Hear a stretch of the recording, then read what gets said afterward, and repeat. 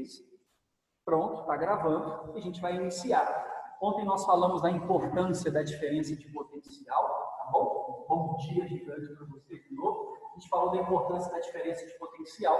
E hoje a gente vai falar desse movimento, exclusivamente desse movimento de cargas elétricas dentro de um condutor qualquer, ok? Esse movimento que ontem nós chamamos de corrente elétrica. E aqui vamos definir ele exclusivo para nós, tá bom? Então, basicamente, eu sei que se eu tenho um condutor sólido, e aqui eu vou escrever isso, porque vai ser importante, a gente já tem uma dimensão do porquê, se ele for sólido, se ele não for sólido, o que vai acontecer. Então, aqui nós temos um condutor sólido, né? Ah, o que é essa? Um fio metálico, tudo bem? Eu conectei esse fio a uma diferença de potencial, está aqui o positivo e o negativo para você, e eu sei que nesse exato momento que isso acontece, haverá um campo elétrico aqui dentro, que fará uma força elétrica nos elétrons livres e colocará eles em movimento. Claro, uma força elétrica dá a eles trabalho, energia para eles se movimentarem, a energia potencial elétrica, e com isso eles começam a se movimentar. Se é elétron negativo, eles vão buscar o lugar de maior potencial.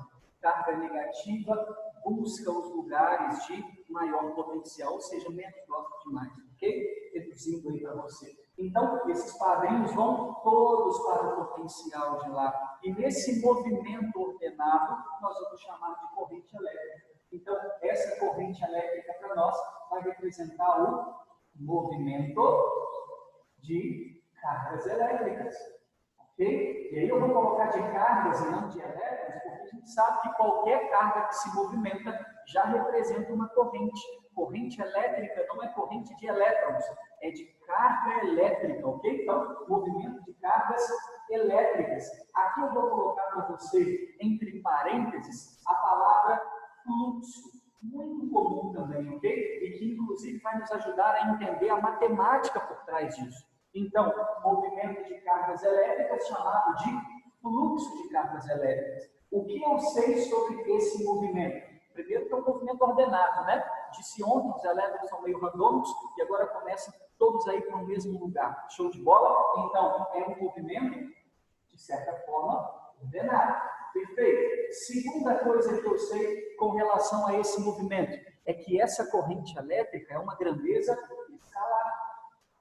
Por que eu sei que ela é uma grandeza escalar? Porque em momento algum eu disse para você a importância do sentido desse movimento. O que é corrente elétrica? É para onde as cargas se movimentam?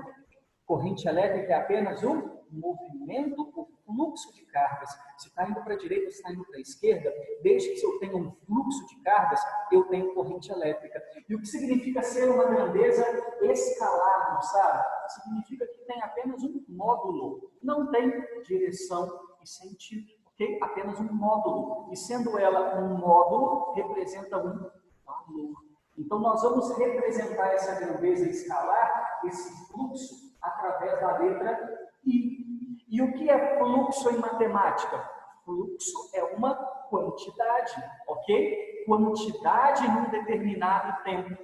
Fluxo de carros, fluxo de alunos na escola sempre será a quantidade de alguma coisa ao longo de um determinado tempo, ok? A gente chama de derivada, né? Fluxo é a derivada lá nas funções matemáticas. Então, para nós, o que vai ser essa corrente elétrica?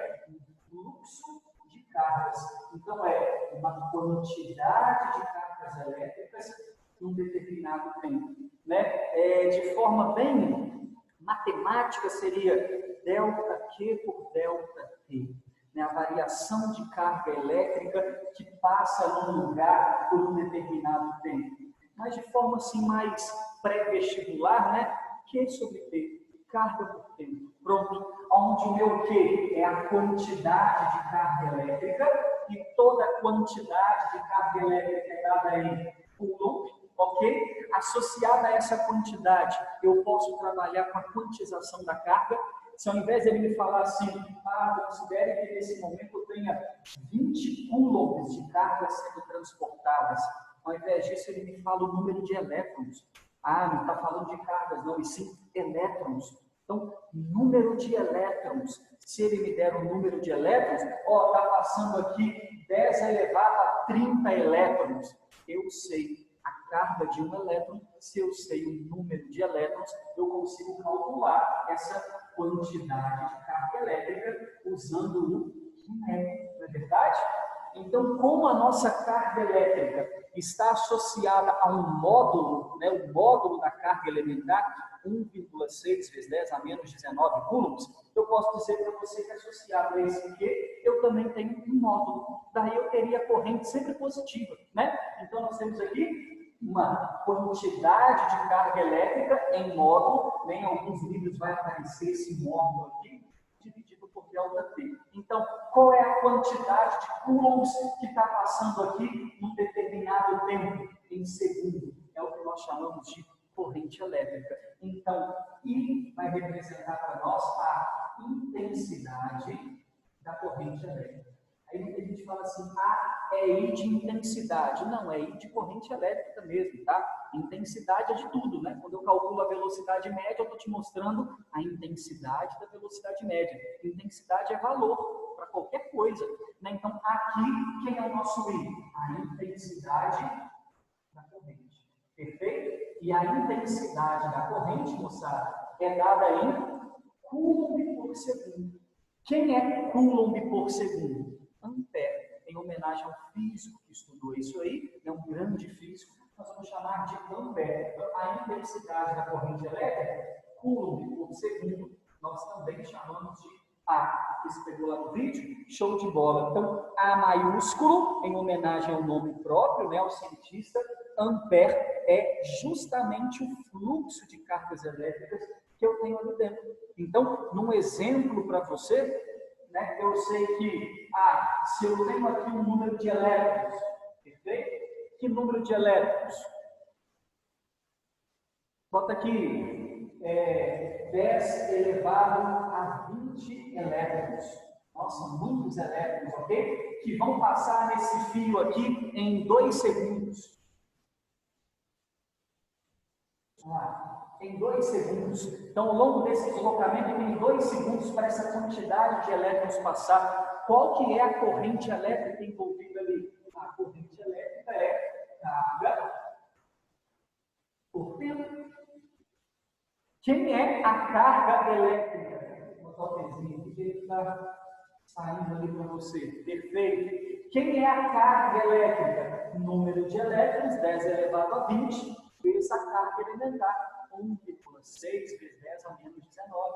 Show? Dividido pelo tempo que eles demoram para passar nesse fio, nesse lugar.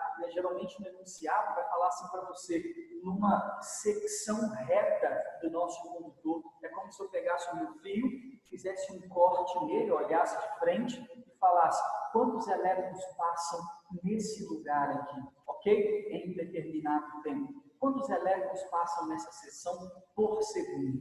Isso é corrente elétrica, né? O número de cargas, coulomb por segundo. Mas que passa aonde? Em um lugar pré-determinado desse fio. Então, geralmente, esse lugar pré-determinado, a física vai chamar de seção, né? Secção reta. Então, para passar aqui 2 segundos, é só eu substituir, né? 1,6 vezes 10 a menos 19, vezes 10 elevado a 20, dividido por 2. Show de bola? E aqui fica até fácil de resolver, né? Porque 10 a menos 19 com 10 a 20 dá 10. Correto? 10 vezes 1,6 dá 16. Dividido por 2 dá 8. 8 o quê? Ampere. Então, se perguntarem para você qual é a corrente desse fio? 8 ampere.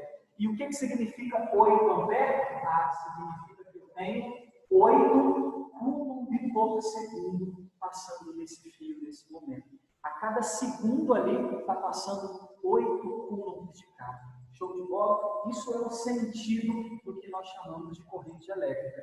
É um fluxo de cargas, é ordenado e é uma grandeza escalar.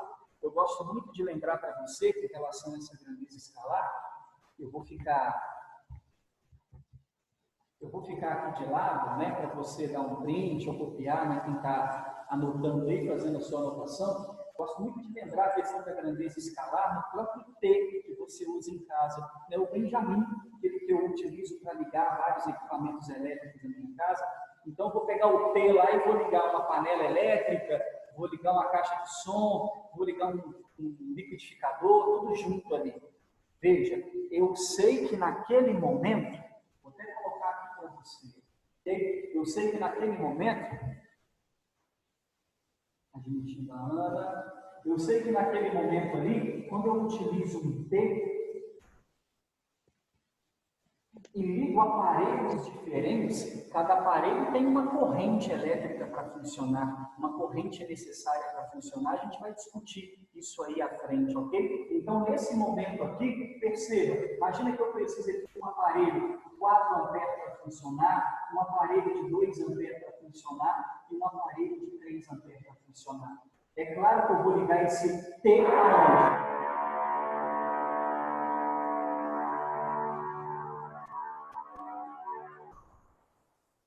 Eu vou ligar esse T aonde? Na rede elétrica, ok? Então, no momento em que eu conectar esse T na rede elétrica, eu sei que na hora que eu ligar os 3 aparelhos, eu preciso que esse T receba 4 amperes desse aparelho, 2 amperes desse aparelho, 3 amperes desse aparelho. Então, eu preciso que chegue aqui no T uma quantidade total de 4 mais 2, 6, mais 3, 9 amperes. Então, ele tem que suportar 9 amperes, ok? Esse T ele tem que suportar essa quantidade de corrente. E aí, por que eu falo para você que é escalar, não é um vetor? Porque na hora que essa corrente chegar aqui, né, no T, né, na hora que eu liguei os equipamentos, como é que o meu aparelho precisa para funcionar? Precisa de energia elétrica, de corrente elétrica. Então, quando eu ligo ele na tomada e aperto o botão de ligar, tem que chegar essa corrente para ele. E essa corrente vai ser transmitida através de quem? Dos fios de alta tensão até chegar na tomada. Só que na tomada eu liguei no T, então tem que chegar no T. E quando chegar no T, tem que distribuir. Aí imagina se fosse um vetor. Você já viu um TAS por 4 amperes para um lado e 2 amperes para o outro? Não ia subtrair vetores opostos? E a corrente elétrica não é um vetor. Quando essa corrente elétrica total chegar aqui, vai deixar 4 para um lado, 2 amperes para o outro, 3 amperes para cima. Num total que essa rede tem que ter de 9 amperes. Senão não vai funcionar, ok? Num total de 9 amperes para funcionar. Então, estou falando para você, bonito, que naquele momento o T tem que suportar essa corrente elétrica. E suportar como? Todo material, já adiantando um pouquinho, todo material tem uma corrente elétrica limite que ele suporta. Né? Quem garante essa corrente elétrica que ele suporta é uma grandeza física chamada de resistência elétrica. Lembra dela? O nosso R, nosso ohms. Então, o meu aparelho tem uma resistência elétrica e aquela tomada tem uma resistência elétrica também. E isso está muito ligado nessa corrente total que o aparelho suporta, esse controle de corrente com o material do qual ele é feito. Porque se você pensar comigo, lembra que eu disse ontem, no momento em que acontecer esse fluxo de cargas elétricas, a energia de movimento desses elétrons vai se transformar. Parte em energia elétrica e parte em calor. Então, eu preciso lembrar que aqui haverá dissipação de energia na forma de que, Gustavo? De calor. E essa dissipação de energia na forma de calor é chamada de efeito Joule. Então, entenda, todo equipamento elétrico em funcionamento esquenta. E por que esquenta? Porque a passagem de corrente elétrica aquece o aparelho, aquece o fio. Então, viaja comigo. Se isso aqui vai ficar aquecido, quanto mais corrente eu tenho, mais movimento de cargas. Mais movimento de cargas, mais calor, mais dissipação. Não tem jeito, né? Equipamento fraquinho, né? Equipamento que usa pouca corrente elétrica, esquenta pouco. Equipamento que usa muita corrente elétrica, esquenta muito. Fato, ok? Não à toa que se você pegar o equipamento ar-condicionado, que é um equipamento de grande potência, que necessita de muita energia para funcionar, ele tem um fio dele, né, de tensão mais grosso. E também é até recomendado ser ligado em 220 volts. A gente vai explicar isso mais à frente para você, ok? Próxima aula nossa. Dessa forma, galera, entenda, se existe uma corrente elétrica grande, existe uma dissipação na forma de calor grande. E nesse sentido, por que o T não é muito agradado, ok? Pelos físicos e também na natureza em si, né? Pela própria economia de energia elétrica. Porque quando chegar nesse T, pensa comigo, existe uma tomada na sua casa e ela foi feita para ligar um aparelho. Não à toa que todas as pessoas que constroem hoje os aparelhos, elas são orientadas, se contratar um engenheiro elétrico, né, um engenheiro eletricista, são orientadas que a sua casa tenha várias tomadas. Né? Quando você faz uma casa planejada, é lindo. Né? Você vai lá na sua sala, aqui vai ficar o meu rack. Né? Aqui vai ficar a minha TV, ou eu não tenho rack no home, né? Ou eu não tenho nada, eu vou botar tudo flutuando.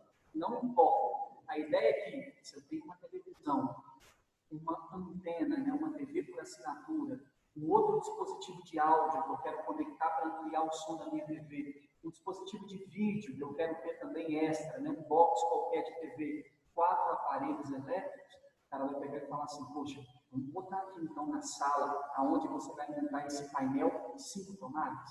Você vai colocar 5 tomadas uma do lado da outra. Né? Você vai tampar aquilo ali, tem uma caixinha, ou você vai botar o rack ali na frente e ninguém vai ver, né? E você vai colocar os fios, cada aparelho ligado na sua tomada. Olha que incrível! Você vai evitar o superaquecimento por efeito de algo.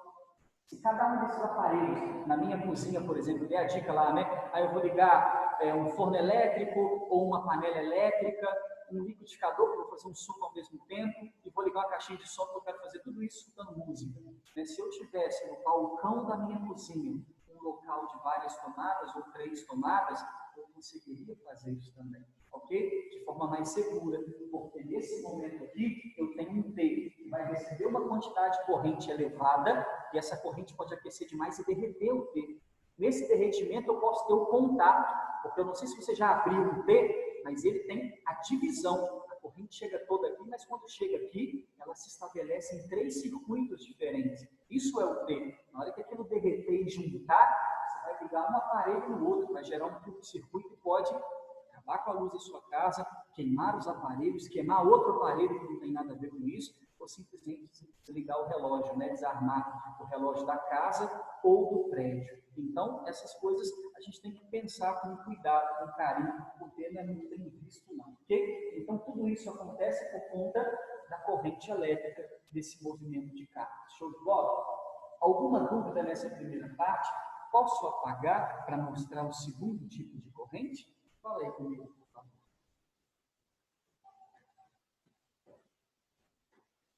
Toda mensagem aí, toda mensagem. Pode pagar, não pode pagar, tá ligado, já tirei o print, já mandei no grupo interno. E aí? Não sei se vocês têm grupo interno.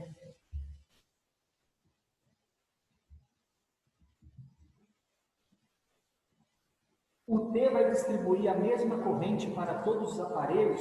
Não. Se você lembrar, Luísa, o T vai funcionar como um circuito em paralelo. Né? O T é um circuito em paralelo, ele é independente. Então, quando a corrente chega por um fio só, que é aquele que você liga na tomada, né? Quando você abre o T, você vai ver que esse fio vai se distribuir de forma paralela para 3 mini-circuitos. Então, quando você ligar o aparelho que você quer naquele circuito, por exemplo, liguei esse aparelho aqui no circuito da minha esquerda, então a corrente elétrica que precisa para ele vai vir aqui.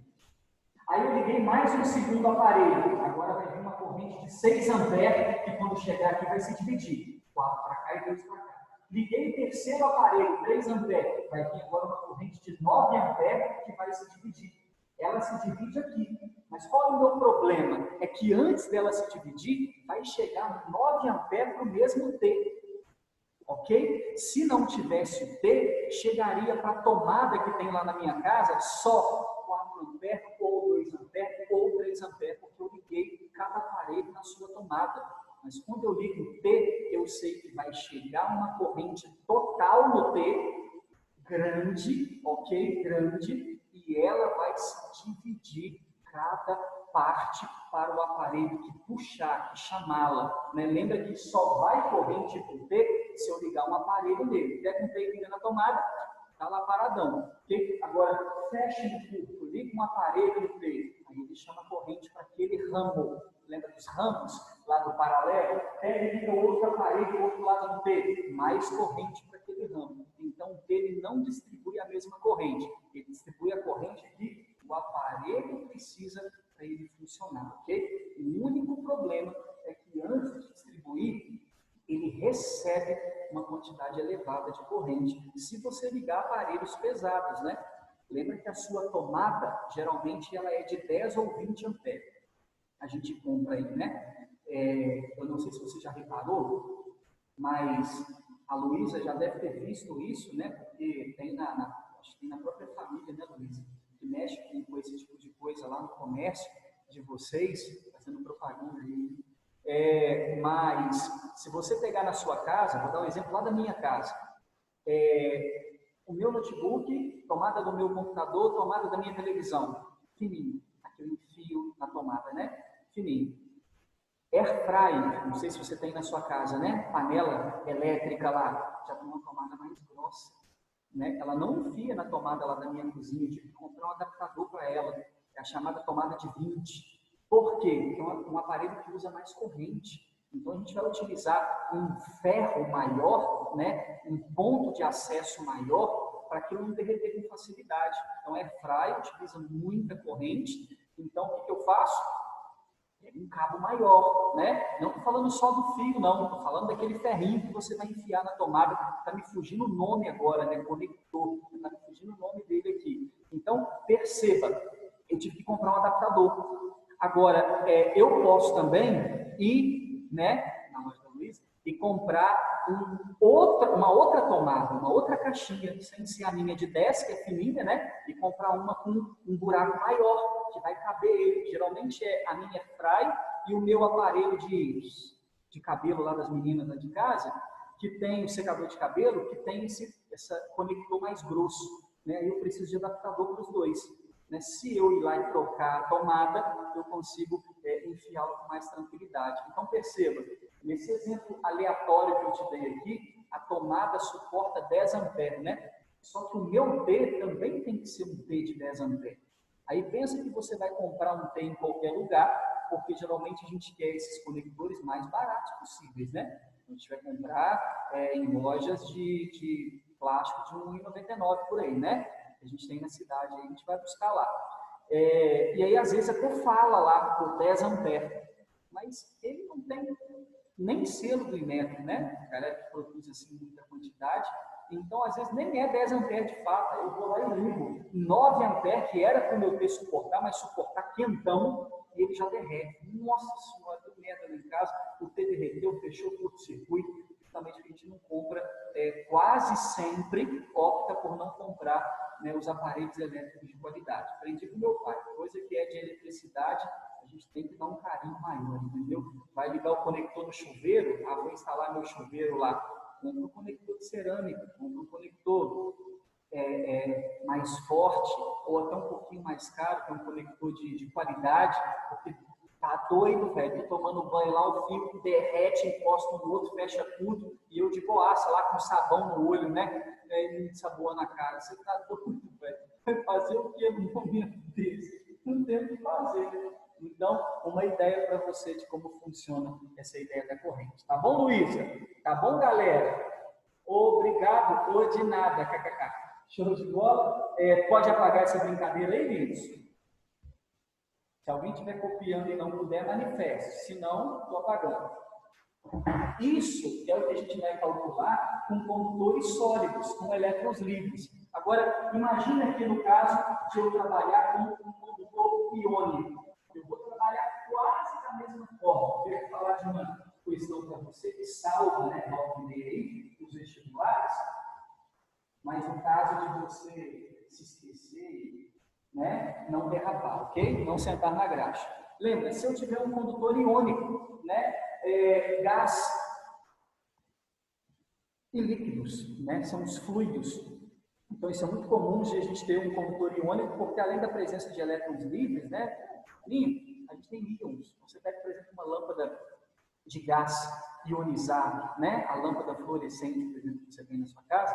Então, tem um gás ionizado ali, cheio de íons, né, a gente consegue fazer isso com os gases. Então, eu vou ionizar esse gás, vou colocar ali dentro, e uma diferença de potencial vai excitar os íons. Então, por exemplo, se eu tiver, aí você pode pensar tanto na solução líquida quanto na gasosa, ok? Mas aí se eu tiver uma lâmpadazinha como a lâmpadazinha de gás,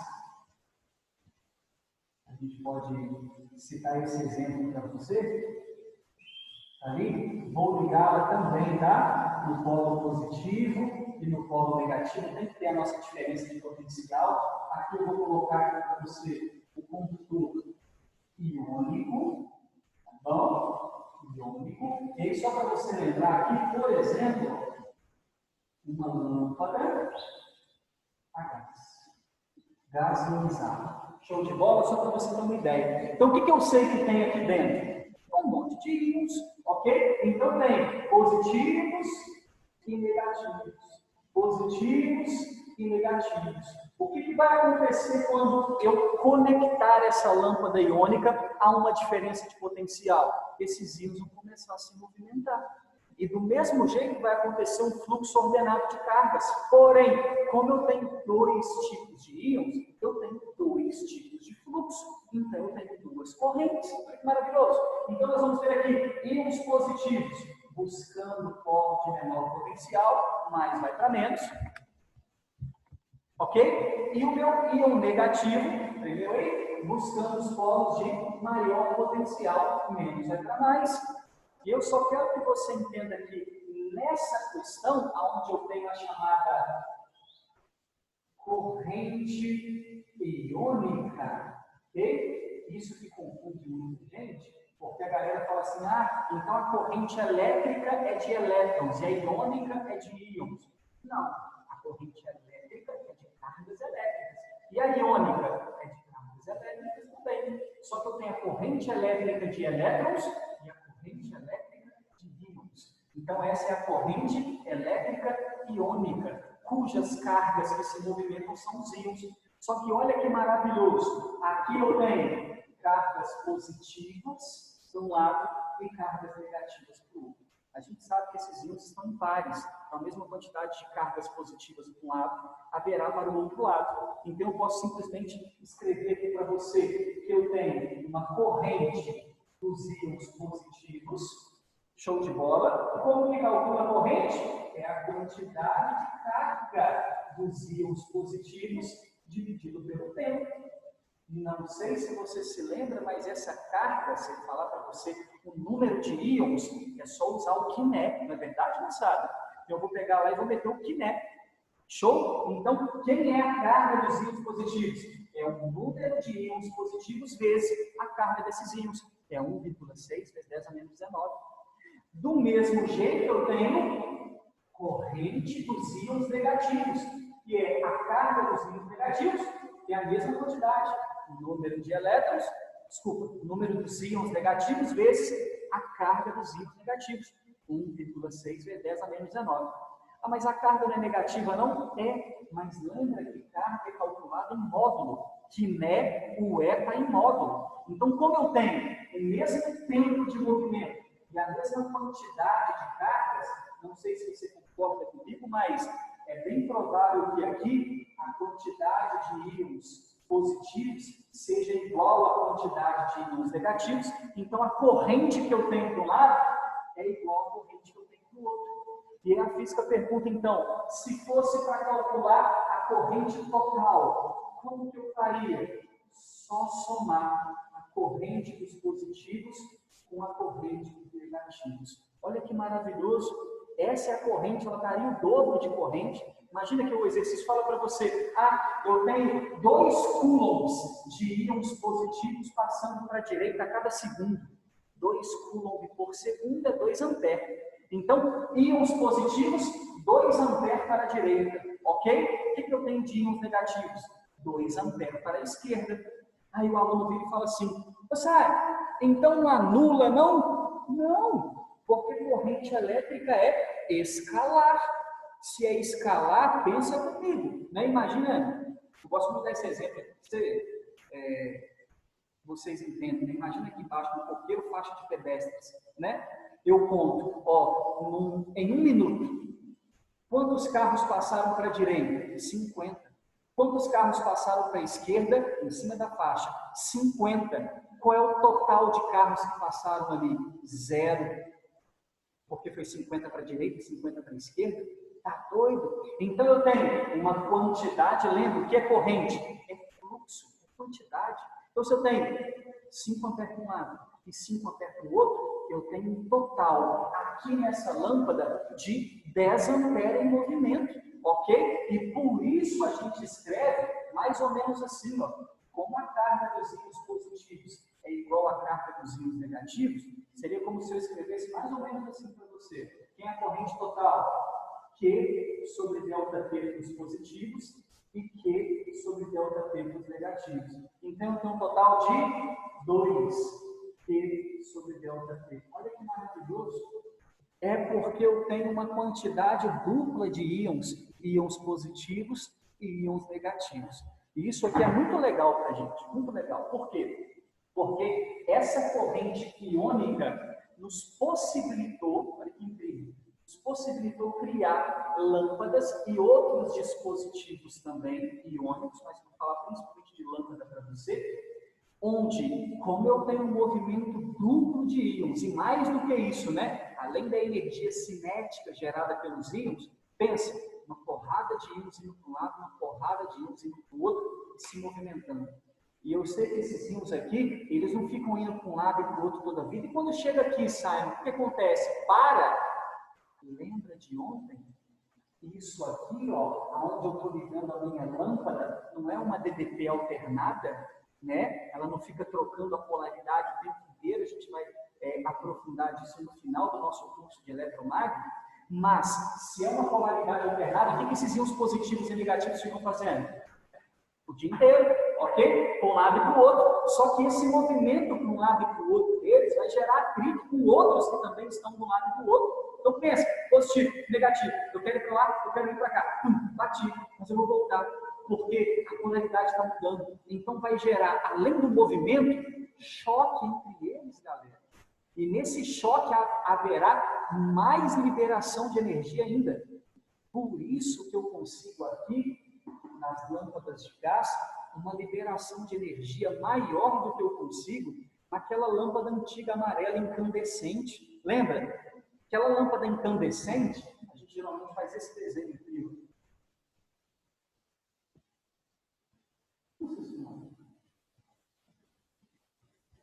Você lembra? Esse desenhozinho ali, ok? Ela está meio de lado, chiada, porque foi trocada, né? Agora a galera usa LED. Mas eu tenho aquela lâmpada onde a energia se dá por esse filamento de tungstênio, né? Metálico, né? É um filamento fininho e quando a corrente elétrica passa no filamento e aquece ele fica aquecido ao rubro. Ele esquenta a ponto de romper, então fica ali vermelhão, laranjado, e aí você tem aquela iluminação meio amarelada que a gente percebe no dia a dia. Essa lâmpada gera uma quantidade de energia elétrica luminosa muito menor do que a gás. Por isso essa lâmpada iluminava pouco e esquentava muito, né? Muito usava para quentinho de grande, né? Fica quentinho. Agora essa daqui ela já esquenta menos o ambiente. Uma sala com essa lâmpada aqui ela é mais fria do que uma sala com a outra lâmpada lá. Então, aqui ela vai esquentar menos, em compensação, ela exibe maior luminosidade. O que a física conseguiu com isso? Com essa exibição de maior luminosidade, conseguiu diminuir a potência dela. Ela tem um rendimento melhor, maior. Pensa, essa daqui recebia energia elétrica, né? Recebia energia cinética do movimento dos elétrons, e ela usava parte para iluminar, 15%, 85% jogava fora na forma de calor. Ela iluminava 15%. Aí vem essa daqui e faz o oposto. Joga fora 15% e ilumina 85%. Então ela ilumina muito mais. Então é óbvio que se eu ligar as duas na mesma potência, essa daqui vai iluminar pouco, essa aqui vai iluminar muito. Então o que a gente conseguiu? Reduzir a potência. Se você lembrar da equação de consumo de energia, EPD, energia igual a potência vezes tempo, com a potência reduzida nessa lâmpada, já que ela já ilumina muito, mesmo por natureza, com a potência reduzida, a gente passou a economizar energia elétrica e economizar no consumo de energia através desse condutor iônico. Então, as conduções iônicas geram uma quantidade de energia maior e com isso, né, no caso da lâmpada, uma luminosidade maior, eu consigo até economizar na potência dela e, contudo, na própria quantidade de corrente e na própria quantidade de consumo de energia, né, em reais mesmo. Então, nós temos aqui dois exemplos da nossa aula de hoje.